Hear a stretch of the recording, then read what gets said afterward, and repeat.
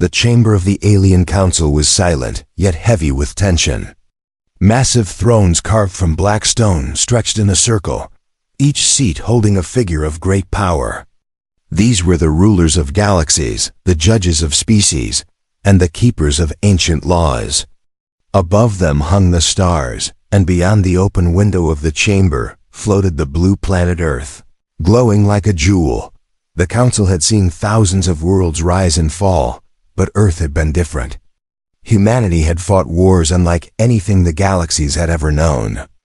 And now one human stood in the center of the chamber, his presence alone sparking unease among the alien rulers. His name was Marcus Kane, a soldier who had survived battles that should have killed him 100 times over. He wore no crown, no armor of gods, only the scars of war and the quiet weight of his kind struggle. "Human," one of the counselors finally spoke, her voice like sharp metal against stone. "You stand accused of a crime that no being has dared in 1,000 years. You killed a god. Tell us, what gives your kind the right?" The others murmured in agreement. They were ancient species, older than stars, their faces hidden in shadows, their voices filled with authority. They expected fear. They expected excuses. But Marcus only stood straight, his eyes glancing at the blue sphere hanging behind them, not to understand why he was there. The council demanded the full story. And so Marcus began to tell it. It had started years ago, not with gods or councils, but with a war nobody asked for. Humanity had spread its colonies across nearby systems, small settlements of miners, farmers, and wanderers who only wanted a chance at life beyond Earth. But with expansion came notice, and with notice came enemies. The first attack was swift and merciless. An alien fleet, worshippers of an ancient being they called a god, descended upon a human colony on the edge of space. The defenders were few. No one believed they could win. The aliens had technology carved from forgotten stars, weapons infused with divine energy. Humans had steel ships, stubborn wills, and a history of never surrendering. Marcus was just a soldier then, one among thousands, standing in a trench dug into the red dirt of a colony world. The sky had been burning, the air thick with smoke and ash. The alien invaders marched in perfect lines, their armor glowing with the light of their so-called god. Every blast from their weapons cut through human lines. Every scream reminded Marcus that this was not a fight for honor, it was survival. But humans were strange to the galaxy. Where others broke and scattered, humanity dug in. They fought in the dirt, with rifles overheating and knives when bullets were gone. They fought with desperation, with the memory of every war their ancestors had survived on Earth. And when the aliens thought victory was certain, humanity revealed the one thing the galaxy had never understood. They never quit. Marcus remembered charging through the smoke, his comrades falling around him, until he faced one of the towering alien champions. Its voice thundered with divine pride, declaring that resistance was useless. But Marcus did not kneel. He threw himself forward, every muscle fueled by rage and duty. His blade, simple steel, found a gap in the alien's glowing armor. He cut down what others believed untouchable. That moment spread through the human lines like fire. If one could fall, so could another. The impossible became possible. The god worshippers were forced back, not by advanced weapons or divine strength, but by the relentless will of a species that had learned survival on the deadliest world they knew, their own Earth. The council listened as Marcus spoke. The chamber was filled with the echoes of his memory. Some of the alien rulers sneered at the crude details, but others leaned forward, disturbed by the quiet confidence in his words.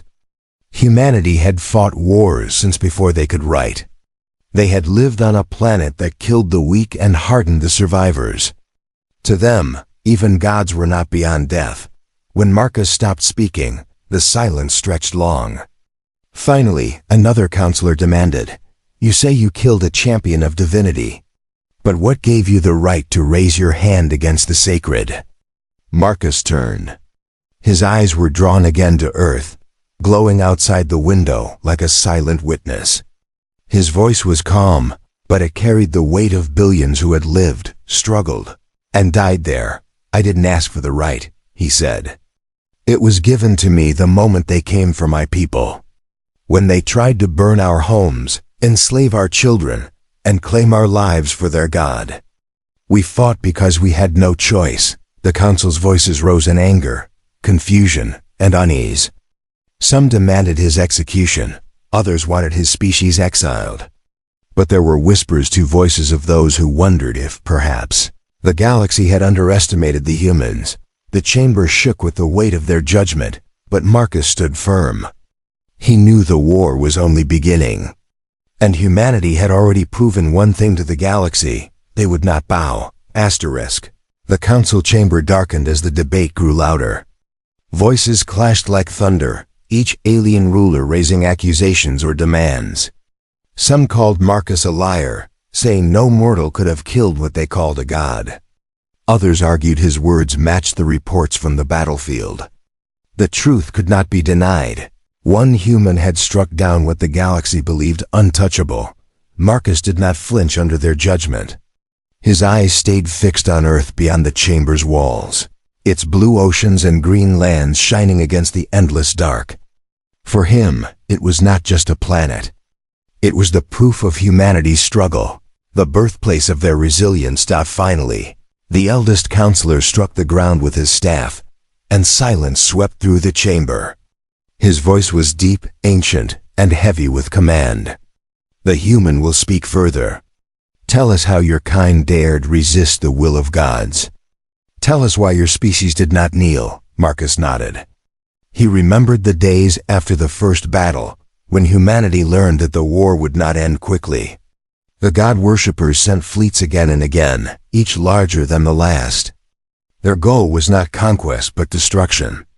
They sought to erase humanity, to prove no species could challenge their divine order. The colonies were burning. Cities on distant worlds turned to ash. Families were torn apart, and entire settlements were wiped from the stars. Yet every time, the survivors fought back. Old freighters became warships. Farmers carried rifles. Children grew up knowing only fire and loss. And through it all, Marcus fought in the front lines, moving from world to world, never knowing if he would see the next sunrise. One battle in particular haunted him. It was on the frozen moon of Carthus. The god-worshippers had unleashed a weapon, an avatar of their deity, a being wrapped in light and power, more machine than flesh, carrying the voice of the divine. Wherever it walked, human soldiers broke. Their weapons burned, their armor melted, and their hope began to collapse. Marcus had seen fear before, but never like this. The avatar moved like a storm, crushing every line of defense. No human weapon seemed enough. The commanders called for retreat, but Marcus stayed. He could not abandon the thousands still trapped behind the enemy lines. He gathered what soldiers remained and charged. Knowing the fight was hopeless, he still remembered the heat of the air, the sound of weapons useless against the avatar's glowing shield. He remembered the screams of his comrades as they fell one by one. And then, in the chaos, something strange happened. His blade, a simple steel weapon he had carried since his first war, cut through where advanced guns could not. The strike was impossible, yet it landed. The avatar staggered, its light dimming, and for the first time the worshippers of the god felt fear. The battle turned. Humans swarmed forward, shouting with renewed fury. The impossible had been done again. The avatar of a god fell, not to holy fire, but to the stubborn will of a soldier from Earth. That victory spread like a storm through the colonies. The galaxy heard the whispers. Gods could die, and humans were the ones to prove it. Marcus finished his account, his voice steady but low. The council stared at him, some with hatred, others with unease.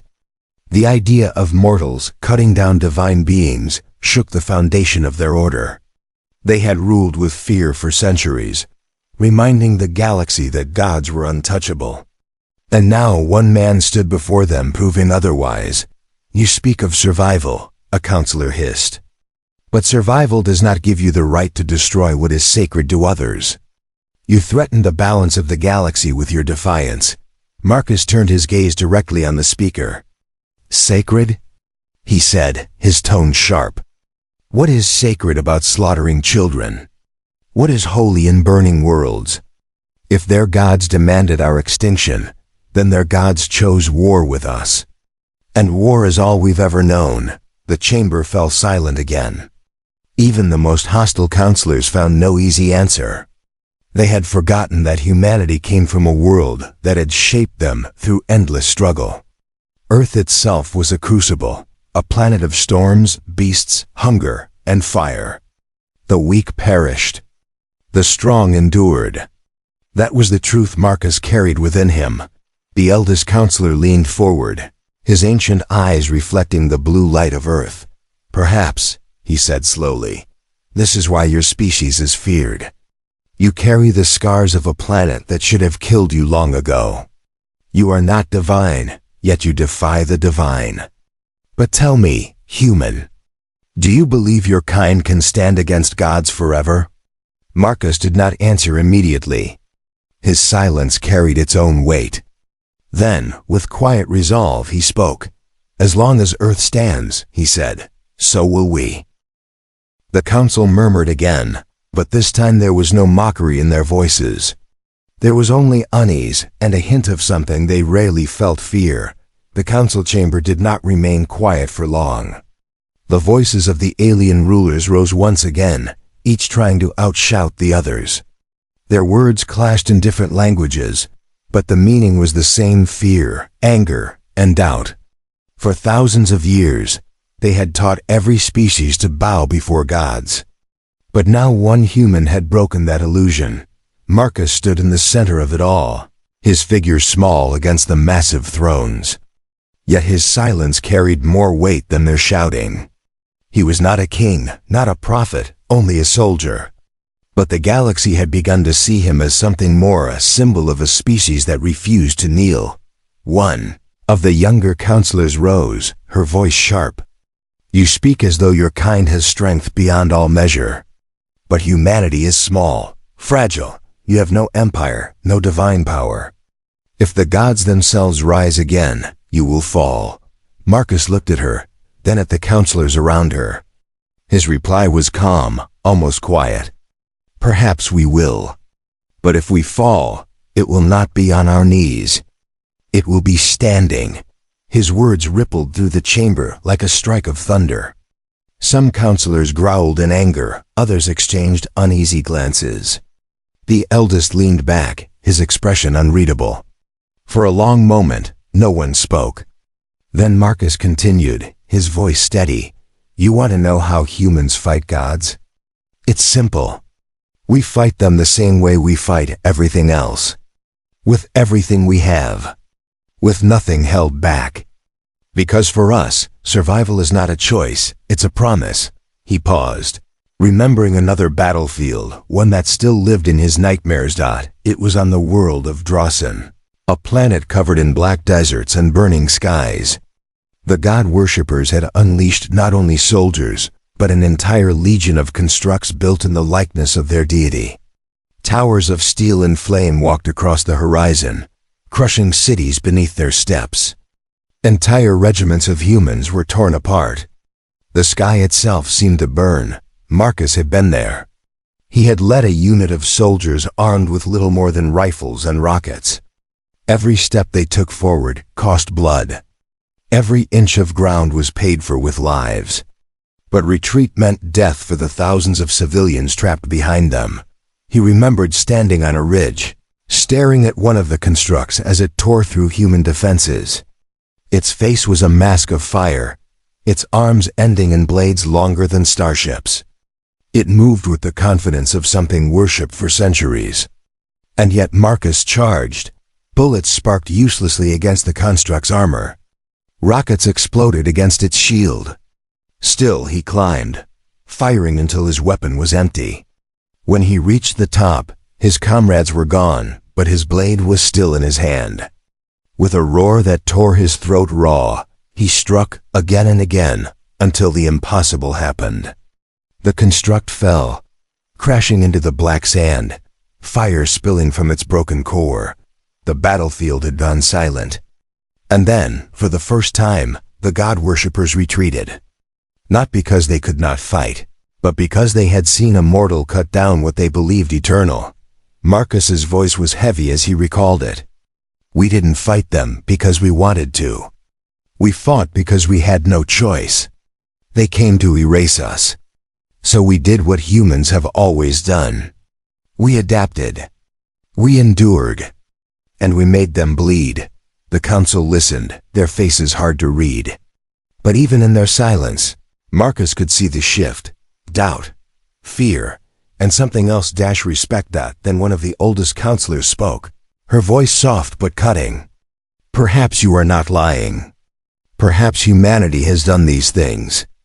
But understand this, if you continue, the gods will notice. And when they do, they will not just burn your colonies. They will descend upon Earth itself. Can your species endure when the full weight of divinity falls upon your home? Marcus's jaw tightened. His eyes moved once more to Earth beyond the chamber. Its oceans glimmered like sapphire, its clouds swirled with storms, its lands burned with light. He thought of the billions who lived there, unaware of the council's debate, unaware that the gods themselves might already be turning their gaze upon them. He spoke slowly, his words carrying across the chamber. If they come for Earth, then they will learn the truth of who we are. We are not gods. We are not immortals. But we are human. And that is enough. The chamber shook with murmurs. Some counselors rose in anger, calling for his execution. Others whispered in awe, warning that silencing him might only make humanity more dangerous. The eldest counselor lifted his staff, and the voices fell still. He studied Marcus for a long moment, then spoke. Your words carry weight, human. Too much weight. If what you say is true, then the galaxy must prepare. If it is false, then you are a danger that must be removed. We will decide soon. Until then, you remain here, under watch. Guards stepped forward, their weapons ready. But Marcus did not resist. He had faced death too many times to fear it now. He simply nodded, his eyes still locked on Earth, for in his heart, he knew the war was far from over. And the gods were already watching. The council guards led Marcus through the endless halls of the chamber. The walls were carved from black stone, marked with glowing runes that told the history of countless empires. Each step echoed like a drumbeat, and yet Marcus walked without fear. He had stood on burning battlefields, surrounded by death. A few guards with spears of light did not unsettle him. They placed him in a high chamber, not a cell but a prison of dignity. Tall windows opened to the stars, and Earth shone brightly in the distance, closer now. It reminded him of home, of the people who lived their lives unaware of this debate among alien rulers and gods. Alone, Marcus sat in silence. His body carried scars, but his mind carried heavier ones. He thought of his soldiers, the men and women who had stood beside him on worlds now reduced to ash. He could still hear their voices, their laughter, and their last screams. They had fought not for glory, but because someone had to stand. And when he looked at Earth, he felt their strength again. The door opened. A figure entered, not a guard, but a counselor. She was cloaked in deep silver robes, her skin pale with a faint glow as if lit from within. Her eyes were sharp, filled with both curiosity and doubt. She studied him like a specimen, not a man. You are reckless, she said. Her voice was soft but carried authority. Do you realize what you have done? You've disturbed a balance that has held the galaxy together for ages. If mortals believe they can defy gods, the order collapses. Chaos will rise. Marcus looked at her calmly. Maybe your balance was never balance at all. Maybe it was chains. Her gaze hardened. And what of Earth? If the gods descend upon it, millions will die. Do you think your courage alone can stop them? Marcus shook his head. Not my courage. Humanity's. We've fought storms, beasts, plagues, and wars since the beginning of time. We were forged in struggle. Earth raised us in fire and ice. If gods come, then they will face not me alone, but billions who will not bow. For a moment, the counselor said nothing. She turned to the window, staring at Earth as though seeing it for the first time. Her lips pressed tight, and Marcus sensed something doubt in her heart. Perhaps even admiration. Finally, she spoke again. There are whispers among the council. Some want you executed before your words spread further. Others want to test you. And some— Her voice lowered. Some believe you might be the weapon needed if the gods rise again. Marcus frowned. A weapon? She turned, her eyes cold now. Yes, a blade to be used until it breaks. The door closed behind her, leaving Marcus in silence once more. He knew then that the council was not united. They feared humanity, but they also feared the gods. They were trapped between terror and need. And he was caught in the middle. The next day, the council gathered again. Marcus was brought before them. The eldest counselor spoke first. We cannot ignore the human's words, nor can we allow his kind to rise unchecked. So we will decide through trial. If he can survive what no mortal should, then perhaps he speaks truth. If he falls, his death will be proof enough that humans are but dust. Marcus met the counselor's gaze and gave a small nod. Then let's finish this. The chamber rumbled. The floor split apart, and from below rose a circle of stone carved with ancient runes. The trial ground. Every alien present leaned forward, eager to see the outcome. Marcus stepped into the circle. His boots echoed against the stone. He carried no rifle, no armor, only his scarred hands and the steel blade he had kept since his first war. Across from him, a figure began to appear, summoned by the council's command. It was a creature of fire and shadow, taller than any man, with eyes like burning suns. Its roar shook the chamber, and its presence alone made the air heavy. It was said to be one of the divine guardians, a fragment of the gods themselves. No mortal had ever survived facing one. The council watched. Their voices hushed. The trial had begun. Marcus did not hesitate. He raised his blade, his jaw set. He had fought storms, machines, and avatars before. He would fight this too. For Earth, for the billions who could not stand here in his place. The creature lunged, fire spilling from its mouth. The stone floor cracked under its weight. Marcus leapt aside, rolling across the circle, his blade sparking as it struck against divine flame. The heat seared his skin, but he pressed forward, each strike driven not by fear, but by fury. The council gasped. To them, this was madness. To Marcus, it was survival. He slashed again, the steel cutting where no alien believed it could. The guardian staggered, its roar turning into pain. The chamber filled with shock as the impossible happened once more. A human soldier fought what no one else dared. The battle raged, and Marcus stood unbroken. The trial ground shook as Marcus fought the guardian. Fire licked across the stone, and every strike from the creature sent shockwaves through the chamber. Its roar was thunder, its eyes burning suns. Yet Marcus moved with the stubborn rhythm of a soldier who had learned survival in the dirt of battlefields. His blade flashed against the divine flame. Sparks flew each time steel met the guardian's glowing claws. His arms burned, his skin blistered, but he did not falter. Every swing was fueled by the memory of Earth, by the billions who could not stand here. The guardian pushed forward, pressing him back to the very edge of the circle. The council leaned forward, watching. Some whispered that the human would fall soon, that even his stubborn will could not last against such power. Others fell silent, their eyes wide as they saw something impossible. The guardian staggered. Marcus's blade had pierced its chest, driving through light and shadow, and the divine creature let out a scream that shook the chamber. The sound made the walls tremble. The guardian dropped to one knee, still burning, still dangerous, but wounded. Marcus stood above it, his chest heaving, his body scorched but unbroken. He raised his blade again. "No," one of the counselors whispered. "He cannot." But he did.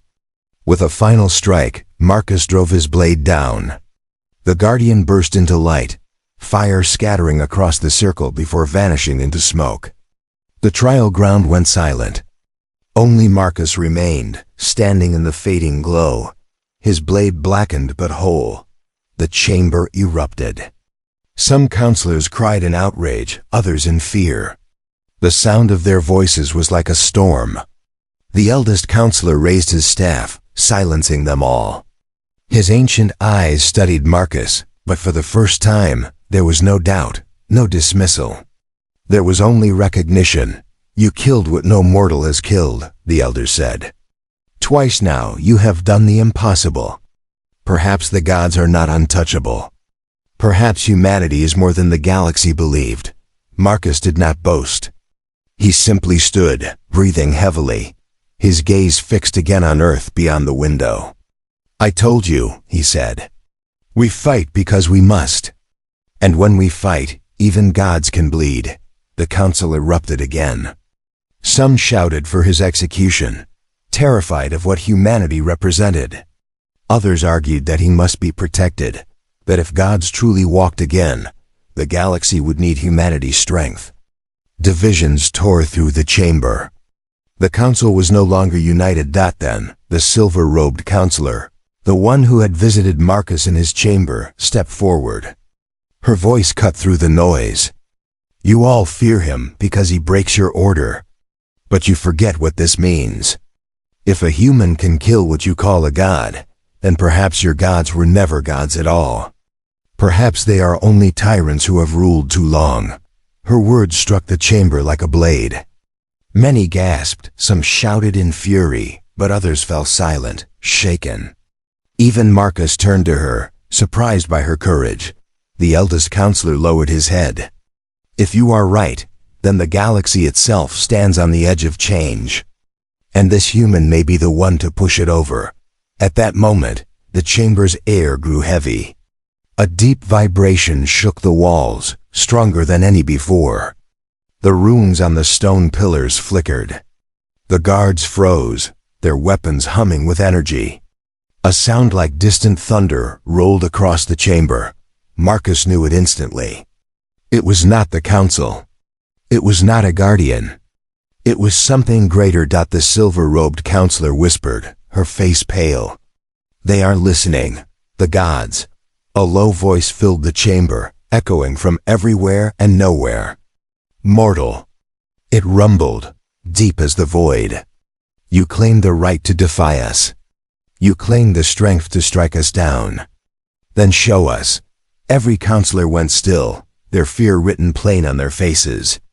For the first time in ages, the gods had spoken directly in their chamber.